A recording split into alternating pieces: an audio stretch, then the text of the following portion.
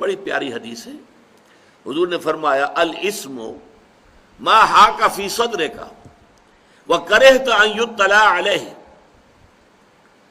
گناہ یہ ہے کہ جس پر تمہارے دل میں خلجان پیدا ہو جائے کہ یہ میں نے کیا کر دیا، یہ تو مجھے نہیں کرنا چاہیے تھا. ما حاک فی صدرک، تمہارے دل کا اطمینان جو ہے وہ منتشر ہو جائے، اس میں بے چینی پیدا ہو جائے، خلجان پیدا ہو جائے. وَكَرِهْتَ أَن يُطَّلَعَ عَلَيْهِ، اور تم اسے ناپسند کرو کہ لوگوں کے علم میں آئے کہ اس نے یہ کام کیا ہے. اب یہ گویا کہ دونوں اعتبارات سے انفرادی سطح پر بھی فطرت انسانی جو ہے وہی طے کرے گی کہ کیا اچھائی ہے کیا برائی ہے. جو اس کی جانی پہچانی شے ہے وہ معروف ہے، اور جو جس سے وہ ابا کرتی ہے، جس سے انکار کرتی ہے، نہیں یہ ٹھیک کام نہیں ہے، برا کام ہے، وہ منکر ہے.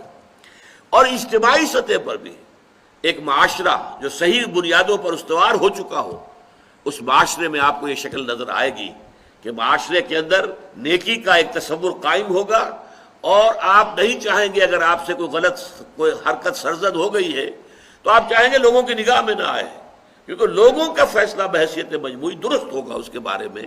تو گویا کہ یہ ووٹ آف کانفیڈنس ہے in the human nature as well as human society.